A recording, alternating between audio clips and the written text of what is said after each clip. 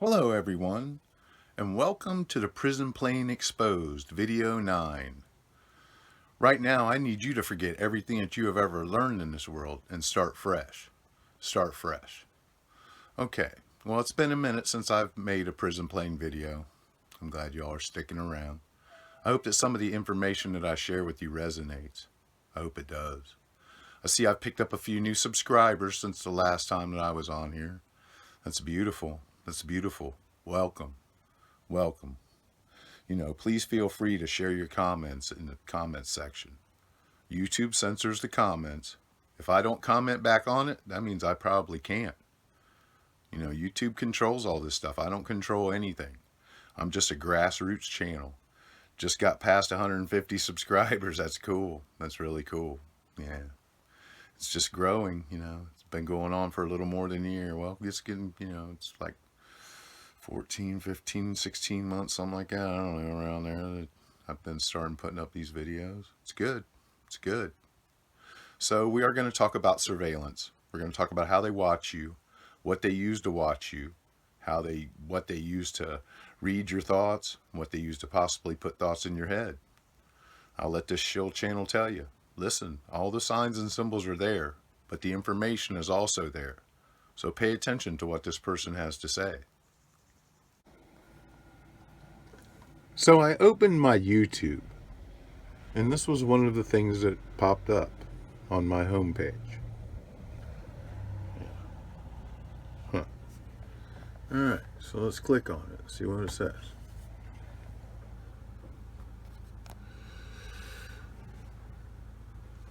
Alright, question.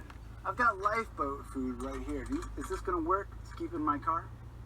I want to show you something. Go ahead and skip this video right now if you don't like food. But I'm a dad and I found the perfect emergency meal. I don't like food. Food is poison. Designed for lifeboats. Because it doesn't take any work. Food is poison, people. In case you were wondering, what they give us is poison. Look at the reflection. Your technology is spying on you. That's the video. Oh.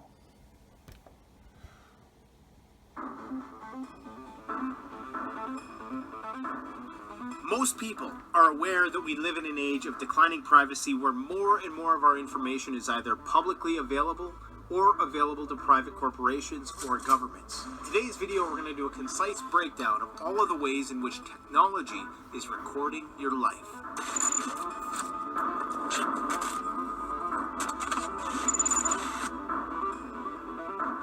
In the information age, technology has become a double-edged sword. There's your one-eyed God right there. With life improvement, we are forced to concede more of our identity in order to use it. Scattered throughout the world today in a multitude of devices are trillions of cameras, voice recording devices, and various sensors.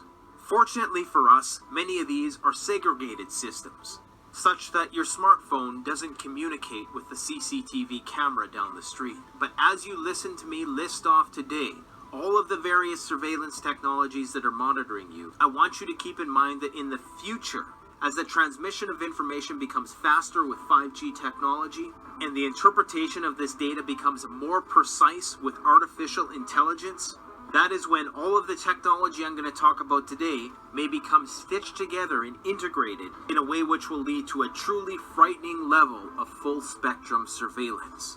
Now let's dive in. It's called the Internet of Things. Currently, roughly 63% of the world's population has a cell phone. Of course it's 63%. 5 billion cell phones.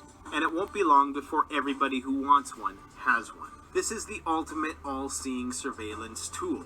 It's been common knowledge for some time that the authorities have the ability to hijack the hardware in your phone and record audio and video even when the phone is turned off. This has become harder and harder to avoid as most phones no longer have removable batteries.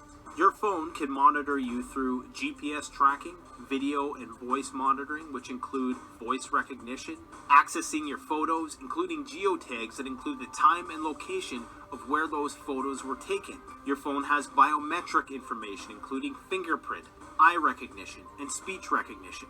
Even if the GPS on your phone fails, your location can be triangulated using cell phone towers. Your phone has numerous sensors, things such as accelerometers and gyroscopes. These can provide information about what types of activities you're currently partaking in. Bluetooth, Wi-Fi, and near-field communication are all potential access points into your phone by a dedicated hacker. Most third-party applications require that you grant them access to this functionality in order for you to use their services, and most people simply comply without reading the fine print. And tablets and laptops carry with it the same surveillance liabilities as do smartphones. We could end this video here, but that is only the start. Many modern home-based surveillance systems use web-based applications. This basically grants companies a 24/7 live feed of what's going on in and around your home. This information is not stored in the camera, but in the cloud. For instance, the Ring camera system, one of the most popular in North America, has partnered with 400 law enforcement agencies throughout the United States in order to fight crime. Cameras within malls, stores, and public transport services are typically storing data and footage for a minimum of 30 days.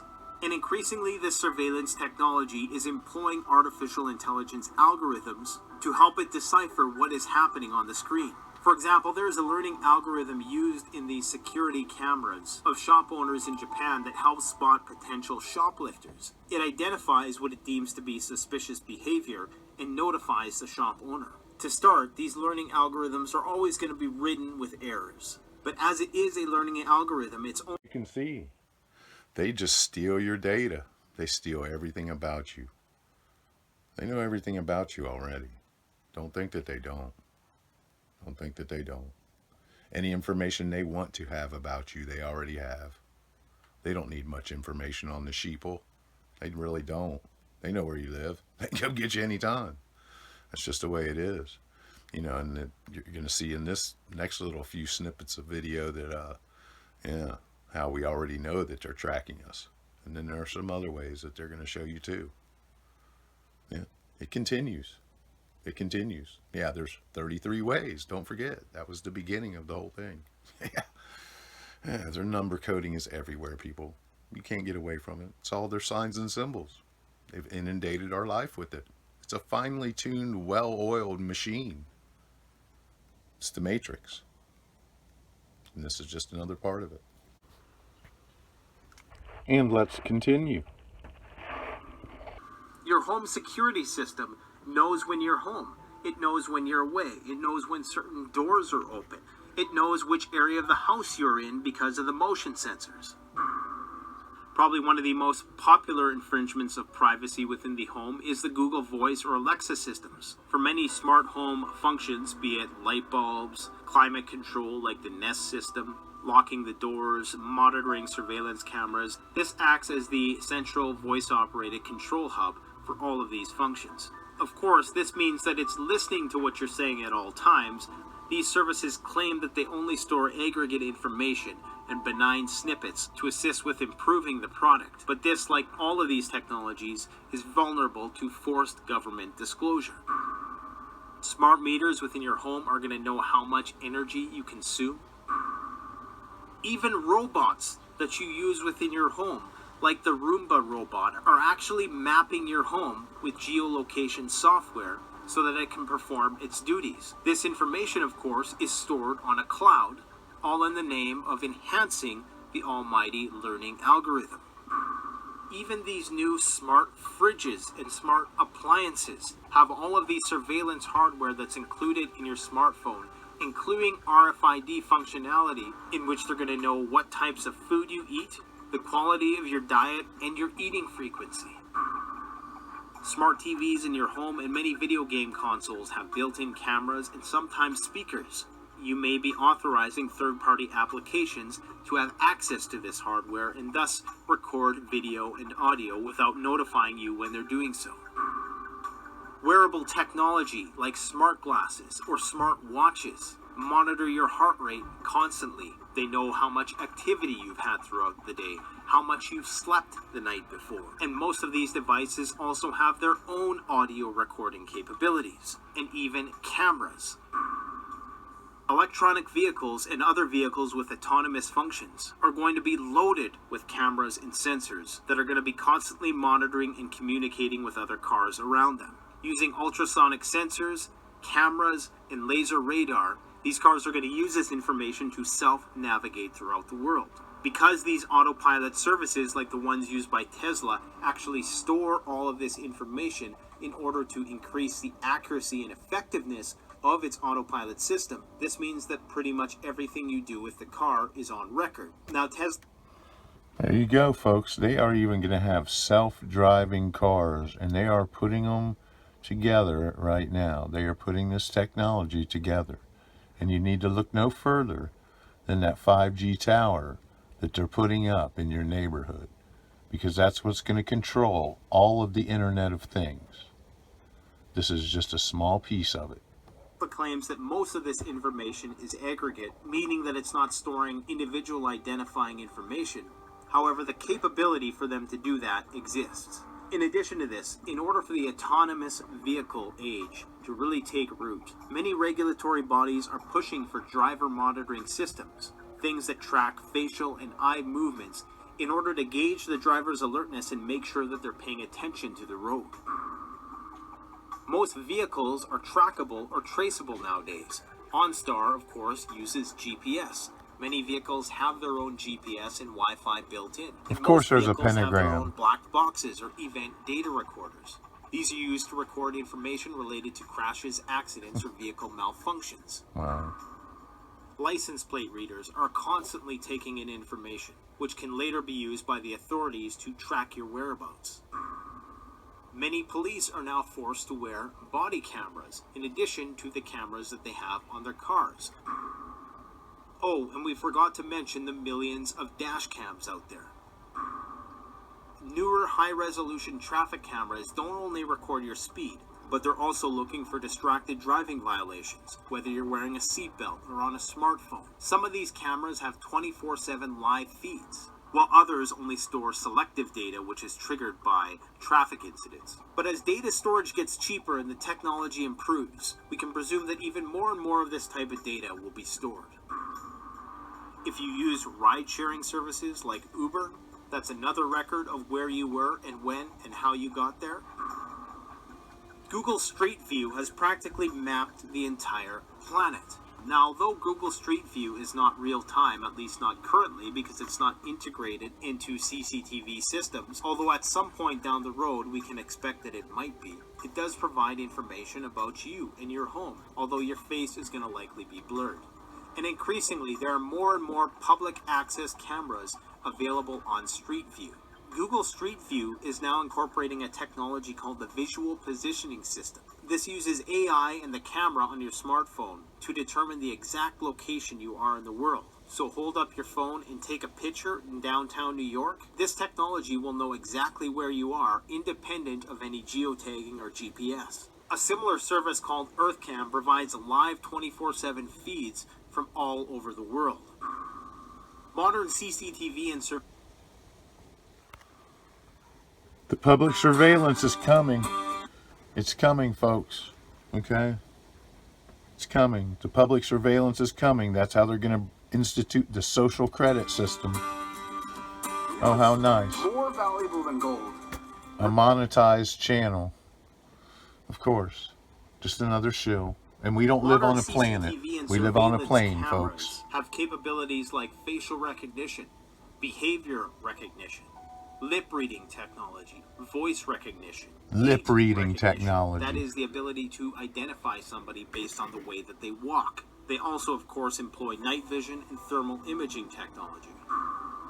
Drones and traffic planes are monitoring the skies over many major cities. Persistent surveillance planes are gaining in popularity. Whole cities can now be recorded and surveilled in real time with a combination of ultra-high definition cameras and artificial intelligence.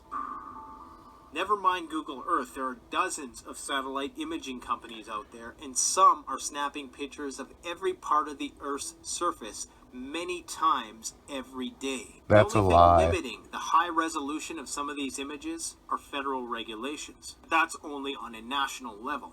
It's very likely that satellites of other countries can see any part of the Earth almost at any given time. We have That's not true. Those satellite pictures that they show you are just pictures that are taken from airplanes that are flying up there, or drones, or whatever they're flying. They just say it's a satellite. There's no such thing as a satellite. Not what they show you there. Not that little flimsy looking object that's supposed to be going like 20,000 miles an hour. It's just not true. Don't believe it. Okay, folks, this is a very, very hard one to avoid. The paper trail. Because they have us filling out papers for everything and leaving a trail. Not to mention all of our bank cards, credit cards, debit cards that they make you have in order to make certain purchases, online purchases, etc. We haven't even talked about your bank cards and your credit cards and the paper trail that you leave.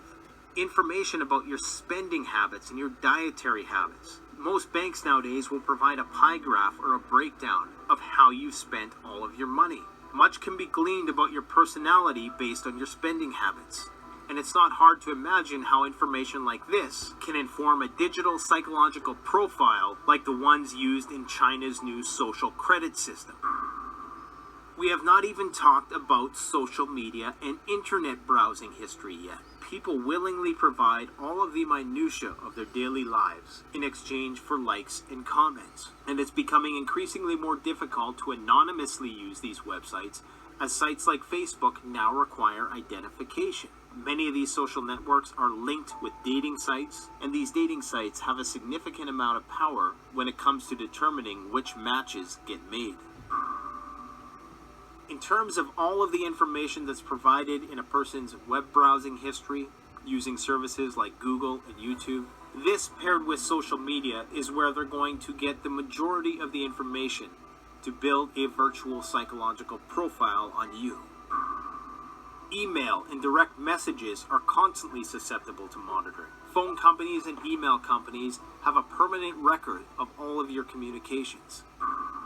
Cloud services entice people with the promise of never running out of storage. The idea is simple. You upload all of your files and documents to some remote server, and this acts as an insurance policy should something happen to your own hardware. But it also means that you've entrusted all of your data to some major corporate server that's thousands of miles away. Even video games and virtual reality typically now entail some sort of network profile, which is likely going to be tied to other social media services. Applications using augmented reality. Things like Pokemon Go not only track your behaviors and interactions, but this superimposed virtual experience actually guides your experience and will provide you not only directions in the future, but also entertainment. Most pets are now microchipped, just like your vehicles, so you don't have to be bothered with those manual tolls anymore.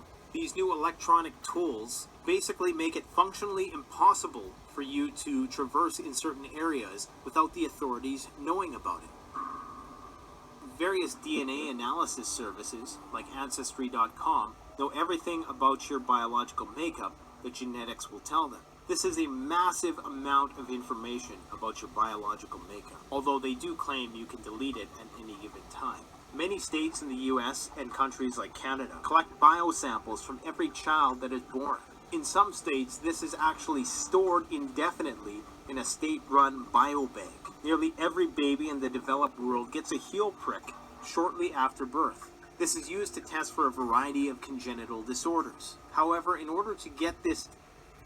It's not used to test for anything, folks. It's used to take down our information so they can recreate us down the road. That's what it's all about. It's about stealing God's information and God's beauty and God's creation and creating an abomination of their own. And all of the information that they give you is not on a corporate server somewhere. It's on a government server. The government is collecting your data, not a corporation. All the corporations are owned by the government. Testing, you basically have to allow the state to collect and store your infant's genetic information. In terms of healthcare technology, there's glucometers, blood pressure monitors, EKGs, EEG sensors, pacemakers, even smartphone ultrasounds. All information which is potentially recorded and stored and transmitted to someone somewhere that you don't know.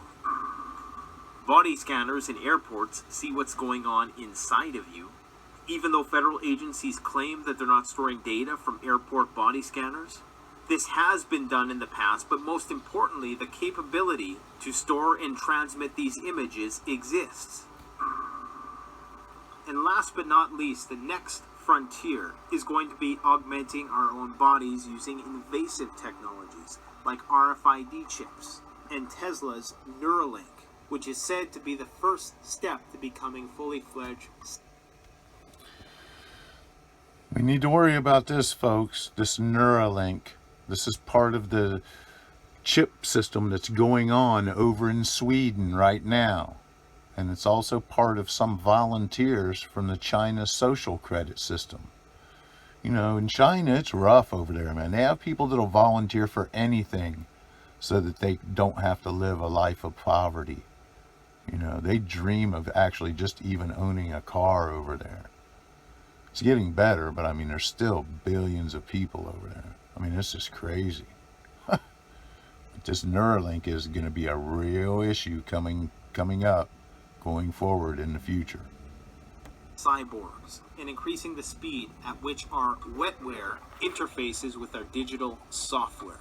At that point, the line between human and machine will become incredibly blurry to the point of non-existent. So there you have it. No matter where you are likely sending information to some database somewhere. And while this seems like a lot to take in, all of the smart hardware that exists out there throughout the grid will only truly become frightening when it's all integrated with 5G and truly intelligent artificial intelligence technology. It's called the Internet of Things, folks. The Internet of Things. And while they have this spinning globe in the background with all these little wires and lights connecting to it and whatnot, that's what they're building. That's exactly what they're building. They're showing it to you right here. They're building a web of artificial intelligence. And they're going to use the smartphones to do it. The smartphones are what actually are the cloud. Each smartphone stores data. They don't have big servers everywhere. They don't need them. They control all aspects of all the information on everyone's phone and laptop device and computer and all of that. They control all of your data. They already do. Well, there you go. They're giving it to you right there. They're telling us. They're telling us. Are you paying attention? I know that a lot of my subscribers are. I know that you are. Good for you. Good for you. I don't know where it all leads. People ask me, Maxwell, what does all of it mean? I don't know what it means. I don't know what any of it means. It's all really stupid to me. Just really stupid. Well, this is going to be the end of video 9. And this is actually going to be the end of the series. I'm going to go ahead and end it with this. You know, I've already told you enough in this series on how you're a prisoner on the plane that we live on. Stay blessed, y'all. I'll see you again soon.